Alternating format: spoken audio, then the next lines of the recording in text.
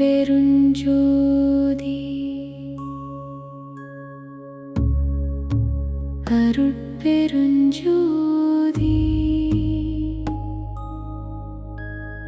தனிப்பெரும் கருணை அருட்பெருஞ்சோதி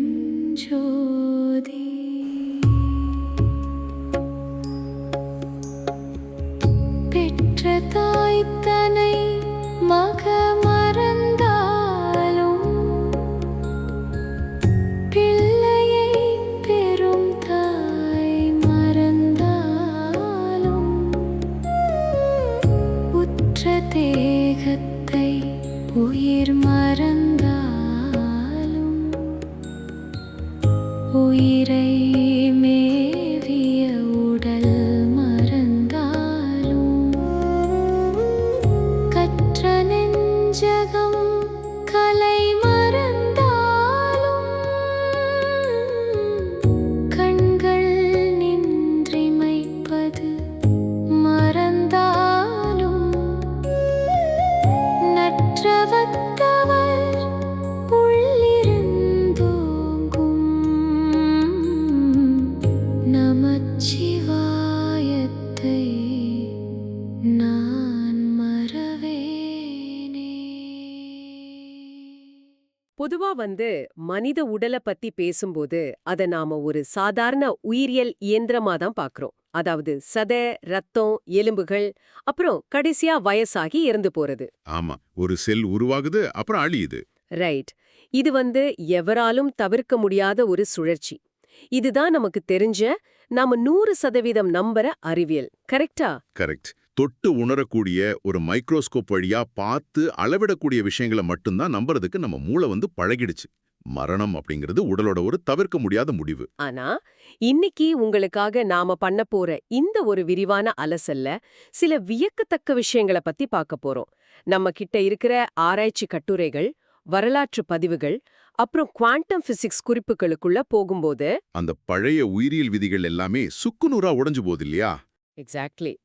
19ஆம் நூற்றாண்டுல வாழ்ந்த தமிழ் ஞானியான இராமலிங்க அடிகளார், அதாவது வள்ளலார்னு நம்ம சொல்றோம் இல்லையா, அவர் எப்படி தன்னோட பௌதீக உடலை ஒளியுடலா மாத்துனாரு அப்படிங்கறத பத்தி தான் இந்த சோர்ஸ் மெட்டீரியல் பேசுது. ஆமா, எந்த ஒரு அறிவியல் உபகரணங்களும் இல்லாத அந்த காலத்துல அவர் சொன்ன போதனைகள் எப்படி நவீன குவாண்டம் அறிவியலோட ஒத்துப்போகுது அப்படிங்கிறது தான் இன்னைக்கு நம்மோட மிஷன். சரி, இத கொஞ்சம் விரிவாவே அலசுவோம். நிச்சயமா. நவீன அறிவியலும் பல நூற்றாண்டுகளுக்கு முந்தைய ஆன்மீகமும் சம்பந்தமே இல்லாம வேற வேற திசையில பயணிக்கிறதா தான் நாம பொதுவா நினைக்கிறோம். ஆமா, அது ரெண்டும் வேற வேற உலகமாச்சே. ஆனா இந்த ரெண்டு முரண்பாடுகளும் இணைகிற ஒரு புள்ளியை பத்தி தான் நம்ம ஆதாரங்கள் ஒரு தைரியமான வாதத்தை முன்வைக்குது. மனித பரிணாம வளர்ச்சியோட அடுத்த கட்டத்தை பத்தின ஒரு அறிவியல் ஆவணம்னு கூட சொல்லலாம். சரி, இந்த குவாண்டம் கான்செப்டுக்குள்ள போறதுக்கு முன்னாடி வள்ளலார் அப்படிங்கிற அந்த மனிதரை பத்தியும் அவரோட அடிப்படை நோக்கம் என்ன அப்படிங்கறதையும் நாம புரிஞ்சுக்கணும். கண்டிப்பா. 1823ல பிறந்த அவர் வாழ்ந்த காலம் சாதி, மதம்னு சமூகம் பல கூறுகளா பிரிஞ்சு கிடந்த ஒரு காலகட்டம். ஆமா, ரொம்பவே ஏற்றத்தாழ்வுகள் இருந்த நேரம் அது. ஆனா அவர் இந்த சமூக கட்டமைப்புகள் எல்லாத்தையுமே முற்றிலுமா நிராகரிச்சிட்டாரு. அருட்பெருஞ்சோதி, அதாவது எல்லையற்ற கருணை ஒளியே இறைவனோட உண்மையான வடிவம்னு போதிச்சாரு. ஓ, இறைவனை எந்த ஒரு குறிப்பிட்ட உருவத்திலையும் அவர் சுருக்க விரும்பல போல. கரெக்ட். பிரபஞ்சம் முழுக்க பரவி இருக்க ஒரு மாபெரும் ஒளி அலைதான் இறைவன் அப்படின்னு சொன்னாரு. அதை விட முக்கியமான விஷயம் என்னன்னா, அந்த ஒளியை அடையறதுக்கான ஒரு வழியை அவர் முன்வைத்தாரு. அதாவது எல்லா உயிர்கள்கிட்டையும் அன்பு செலுத்துறது. இது அவர் ஏதோ ஒரு நல்லொழுக்கம்னோ இல்ல தார்மீக கடமையனோ மட்டும் சொல்லல. நமது உயிரியல் அப்புறம் ஆன்மீக ரகசியங்களை திறக்கக்கூடிய ஒரு பிசிக்கல் சாவியாவே அவர் இதை பார்த்திருக்காரு. அந்த இடத்துல தான் எனக்கும் ஒரு பெரிய ஈர்ப்பு வந்துச்சு. ஏன்னா அவரு மனித ஆன்மாவை ஒரு குறிப்பிட்ட கோணத்துல விளக்குறாரு. ஒரு சாதாரண மனுஷனோட ஆன்மாவை 7 மாயத்திரைகள் மறைச்சு வச்சிருக்கான். இந்த திரைகள் ஒவ்வொன்றும் ஒவ்வொரு கலர்ல இருக்குன்னும் அது ஆசை, கோபம், அகங்காரம் மாதிரியான மாயைகளை குறிக்குதுன்னு சொல்றாரு. இதுல ஒரு சுவாரஸ்யமான கணக்கீட்டை நம்ம குறிப்புகள் சுட்டிக்காட்டுது. என்ன கணக்கீடு? இந்த திரைகள் 21,600 இணைப்புகளை கொண்ட ஒரு சங்கிலியால பிணைக்கப்பட்டிருக்கான். நாம உயிரியல் படி பார்த்தா ஒரு சராசரி மனுஷன் ஒரு நாளைக்கு 21,600 முறை மூச்சு விடுறான். வாவ், அபாரமான ஒரு இணைப்பு இது. அதாவது நம்மோட ஒவ்வொரு மூச்சும் இந்த மாயை அப்படிங்கிற சங்கிலியால பிணைக்கப்பட்டிருக்கு. இந்த 21,600 மூச்சுகளும் அந்த 7 திரைகளும் தான் நம்ம உண்மையான தன்மையான அந்த ஒளிய மறைச்சு வச்சிருக்கு. இந்த சங்கிலியா இருக்க ஒரே ஒரு வழிதான் இருக்கு. அதுதான் ஜீவகாருண்யம். இத படிக்கும்போது எனக்கு ஒரு விஷயம் தோணுச்சு. நம்ம நேயர்களுக்காக இத ஒரு கம்ப்யூட்டர் அனாலஜி மூலமா சொல்லலாம்னு நினைக்கிறேன். நீங்க கேட்டு பாருங்க இது கரெக்ட்டா இருக்கான்னு. நீங்க கேட்டு பாருங்க. சொல்லுங்க, கேப்போம். இப்போ நம்ம மனித உடலை ஒரு சூப்பர் கம்ப்யூட்டரா எடுத்துப்போம். அதுல இருக்கிற ஹார்ட்வேர் தான் நம்ம அப்புறம் செல்கள். ஓகே. ஆனா அதுல நிறைய வைரஸ் இருக்கு. அதனால ரொம்ப மெதுவா பிழைகளோட வேலை செய்யுது. அந்த 7 திரைகள் அப்புறம் 21,600 இணைப்புகள் தான் அந்த வைரஸ்கள். ரைட், புரியுது. இப்போ ஜீவகாருண்யம் அப்படிங்கிற ஒரு மாபெரும் சாஃப்ட்வேர் அப்டேட்டை நாம இன்ஸ்டால் பண்ணும்போது ஓஹோ. அந்த கம்ப்யூட்டரோட ஆப்ரேட்டிங் சிஸ்டமே ஒட்டுமொத்தமா மாறி வைரஸ்கள் எல்லாம் அழிஞ்சு அது ஒரு குவாண்டம் கம்ப்யூட்டரா அப்கிரேட் ஆகுதுன்னு சொல்லலாமா? அருமையான ஒரு விளக்கம். ஆனா நீங்க சொல்ற அந்த சாஃப்ட்வேர் அப்டேட்டை அவர் வெறும் தத்துவமா மட்டும் மக்களுக்கு போதிக்கல. அதை தன் சொந்த வாழ்க்கையிலேயே முழுமையா செயல்படுத்தி காட்டினாரு. ஆமா, அசைவ உணவு சாப்பிடுறத அவர் கடுமையா எதிர்த்தார் இல்லையா? கண்டிப்பா. ஏழைகளோட பசிய போக்குறது தான் பிரபஞ்சத்தோட மிகச்சிறந்த வழிபாடுன்னு அவர் முழுமையா நம்பினாரு. அதுக்காகவே 1867ல வடலூர்ல சத்திய தர்மசாலையை நிறுவி ஒரு அடுப்பை மூட்டினாரு. அந்த அழையா அடுப்பு, கரெக்டா? ஆமா, 150 வருஷங்களை தாண்டியும் இன்னைக்கு வரைக்கும் அந்த அடுப்பு எரிஞ்சுக்கிட்டு இருக்கு. தினமும் ஆயிரக்கணக்கான மக்களோட பசிய போக்கிக்கிட்டு இருக்கு. இதுவே அவரோட அந்த ஜீவகாருண்ய கோட்பாட்டுக்கு ஒரு பெரிய செயல் வடிவம் தான். அது உண்மையிலேயே ஒரு பிரம்மாண்டமான சமூக பணி. சரி, இப்போ நாம நம்ம விவாதத்தோட ஒரு முக்கியமான அதே சமயம் கொஞ்சம் சிக்கலான அறிவியல் கட்டத்துக்கு வருவோம். அந்த இயற்பியல் மாற்றங்கள் பத்தியா? ஆமா, சோர்ஸ் மெட்டீரியல் படிக்கும்போது நான் ரொம்ப தயங்கி நின்ன இடம் இதுதான். கருணை, பரிவு இதெல்லாம் மனித மூளையில ஏற்படுற சில ரசாயன மாற்றங்கள்னு தான் மருத்துவம் சொல்லுது. ஆமா, அடிப்படையில அது ஒரு உணர்வு தான். அப்படின்னா ஒரு சாதாரண உணர்வால எப்படி நம்ம உடம்போட அணு அமைப்பு, அதாவது செல்களை நேரடியா ஒளியா மாத்த முடியும்? இது கொஞ்சம் அறிவியலுக்கு முரணா தெரியலையா? நீங்க கேக்குறது மிக மிக முக்கியமான கேள்வி. இதுதான் இந்த ஒட்டுமொத்த ஆய்வோட மையப்புள்ளியும் கூட. இதுக்கு நம்ம ஆதாரங்கள் என்ன விளக்கம் கொடுக்குதுன்னா, சுத்த உஷ்ணம் அப்படிங்கிற ஒரு கான்செப்டை முன்வைக்குது. சுத்த உஷ்ணமா? அப்படின்னா என்ன, தூய வெப்பமா? ஆமா, பியூர் ஹீட். இதை கொஞ்சம் விளக்கமா சொல்றேன். நாம சாப்பிட்ற உணவு செரிமானமாகும்போது நம்ம உடம்புல ஒரு வெப்பம் உருவாகுது இல்லையா? அது சாதாரண மெட்டபாலிக் ஹீட். ஆனா வள்ளலார் சொல்ற இந்த சுத்த உஷ்ணம் அது கிடையாது. அப்போ இந்த உஷ்ணம் உடம்புக்குள்ள எப்படி உருவாகுது? ஜீவகாருண்யத்தால ஒரு மனிதனோட உள்ளம் முழுமையா உருகும்போது, அதாவது மத்த உயிர்களோட வழிய தான் வழியா நினைச்சு அகங்காரம் துளியும் இல்லாம உருகும்போது, மூளையோட நரம்பு மண்டலத்திலையும் செல்கள்லையும் ஒரு அபரிமிதமான அதிர்வு உருவாகுதுன்னு இந்த ரிசர்ச் சொல்லுது. ஓ, ஒரு ரெசனன்ஸ் கிரியேட் ஆகுது. கரெக்ட். இந்த அதிர்வு சாதாரண வெப்பத்தை விட பல மடங்கு சக்தி வாய்ந்தது. இந்த தூய வெப்பம் தான் உடலோட செல்கள்ல இருக்க பிசிக்கல் ஸ்ட்ரக்சரை கொஞ்சம் கொஞ்சமா மாத்தி ஒளியா மாத்துற வேலையை தொடங்குது. அதாவது கருணை அப்படிங்கிற ஒரு உணர்வு ஒரு எல்லையை தாண்டும் போது அதுவே ஒரு இயற்பியல் சக்தியா மாறி செல்களுக்குள்ள ஒரு தெர்மல் ரியாக்ஷனை தூண்டுது, ரைட்டா? எக்ஸாக்ட்லி. இதுக்கு ஆதாரமா இவங்க ஜெர்மன் விஞ்ஞானி ஃப்ரிட்ஸ் ஆல்பர்ட் பாப் அப்படிங்கிறவரோட பயோஃபோட்டானிக்ஸ் கண்டுபிடிப்பை மேற்கோள் காட்டியிருக்காங்க. அதை படிக்கும்போது எனக்கு ரொம்ப ஆச்சரியமா இருந்துச்சு. ஆமா, அது இந்த வாதத்துக்கு ஒரு ஸ்ட்ராங்கான அறிவியல் பின்புலத்தை கொடுக்குது. பயோஃபோட்டானிக்ஸ் பத்தி நீங்க என்ன புரிஞ்சுக்கிட்டீங்க? ஆல்பர்ட் பாப் என்ன கண்டுபிடிச்சாருன்னா, உலகத்துல இருக்க ஒவ்வொரு உயிருள்ள செல்லும் மிக மிக நுண்ணிய அளவிலான ஒளிய உமிழ்ந்துகிட்டே இருக்கான். அவர் இத அல்ட்ரா வீக் ஃபோட்டான்ஸ்னு சொல்றாரு. ஆமா, குறிப்பா நம்ம டிஎன்ஏ. கரெக்ட். இத கண்டுபிடிக்க ஒரு ஸ்பெஷலான போட்டோ மல்டிப்ளேயர் கருவியை யூஸ் பண்ணிருக்காரு. ஆனா அந்த ஒளி நம்ம கண்ணுக்கு தெரியாத அளவுக்கு ரொம்ப கம்மி. ரொம்ப துல்லியமா சொன்னீங்க. இப்போ இந்த நவீன அறிவியலை வள்ளலாரோட அந்த சுத்த உஷ்ண கோட்பாடோட இணைச்சு பாருங்களேன். வாவ், இப்ப புரியுது. நம்ம குறிப்புகள் என்ன சொல்லுதுன்னா, வள்ளலார் புதுசா எந்த ஒளியும் வெளியிலிருந்து தனக்குள்ள கொண்டு வரல. ஓஹோ, தனக்குள்ள ஏற்கனவே இருந்த, ஆமா, தன்னுள் ஏற்கனவே இருந்த செல்கள் உமிழ்ந்துகிட்டு இருந்த அந்த நுண்ணிய ஒளிய அவரோட கருணையால உருவான அந்த சுத்த உஷ்ணத்தின் மூலமா ஒரு மேக்ரோஸ்கோபிக் நிலைக்கு தூண்டிவிட்டார். அதாவது ஒரு பிரம்மாண்டமான நிலைக்கு அதை ஆம்பிளிஃபை பண்ணிட்டாரு. அப்சல்யூட்லி. இதுதான் அவர் உடலை ஒளியா மாத்தினதுக்கான சயின்டிபிக் விளக்கம்னு ஆய்வாளர்கள் சொல்றாங்க. இது ஒரு அபாரமான வாதம். கருணைங்கிற சாவிய வச்சு அவர் அந்த ஒளியை அன்லாக் பண்ணிருக்காரு. இதோட விளைவா அவர் 3 விதமான பரிணாம உடல்களை அடைஞ்சாருன்னு சோர்ஸ் சொல்லுது. ஆமா, அந்த 3 நிலைகள் ரொம்ப முக்கியம். நான் அதை சுருக்கமா சொல்றேன். முதல் நிலை சுத்த தேகம், அதாவது நோயற்ற முதுமையற்ற ஒரு தூய்மையான உடல். ரைட். ரெண்டாவது பிரணவ தேகம். இது பிரபஞ்ச அதிர்வுகளோட ஒத்திசையக்கூடிய ஒரு ஒளி உடல். கண்ணுக்கு புலப்படாது, ஆனா தொட்டு உணர முடியும். கரெக்ட். அப்போ 3வது நிலை அதுதான் ஞான தேகம். முற்றிலுமா ஒளியால ஆன மரணமில்லா பெருவாழ்வு நிலை. இந்த ஞான தேகத்தை அடைஞ்ச பிறகு அவரோட உடம்புல நடந்த இயற்பியல் மாற்றங்கள் தான் இன்னைக்கு அறிவியலாளர்களை தலசுத்த வைக்குது. ஆமா, மழையில நடந்தாலும் அவர் உடம்பு நனையலன்னு ஒரு குறிப்பு இருக்கு.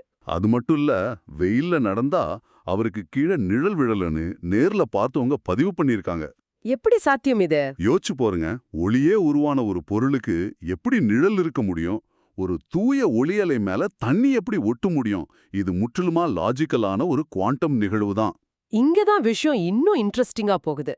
ஒரு மனுஷன் ஒளியா மாறினது ஒரு பக்கம் இருக்கட்டும், எந்த ஒரு மைக்ரோஸ்கோப்போ பார்ட்டிகல் ஆக்சிலரேட்டரோ இல்லாத 19ஆம் நூற்றாண்டுல அவர் அணுக்களை எப்படி இவ்வளவு துல்லியமா வகைப்படுத்தினாருங்கிறது தான் ரொம்ப பிரமிப்பா இருக்கு. ஆமா, அவர் தன்னுள் இருந்த ஒளியை விழிப்படைய செஞ்சது மூலமா அவரே ஒரு குவாண்டம் அப்சர்வரா மாறிட்டாருன்னு சோர்ஸ் சொல்லுது. அணுக்களை எப்படி பிரிச்சிருக்காருன்னு பாருங்க. சொல்லுங்க. முதல்ல வள்ளணு, அதாவது ஆட்டம், எந்த ஒரு பொருளோட அடிப்படை துகள். ஓகே. அதுக்கு உள்ள இருக்கிறது அணு, அதாவது எலக்ட்ரான், ஒளியையும் வெப்பத்தையும் உமிழும் துகள். அதுக்குள்ள இருக்கிறது பரமாணு, இது தூய ஒளியோட துகள், அதாவது ஃபோட்டான். வாவ், அப்போ இதற்கெல்லாம் மையமா இருக்கிறது அதுதான் விபுவணு. ஒட்டுமொத்த பிரபஞ்சத்தோட அடிப்படையே இதுதான். இந்த விபு அணு கான்செப்ட் தான் நான் படிக்கும்போது ரொம்ப ஆச்சரியப்பட்டேன்.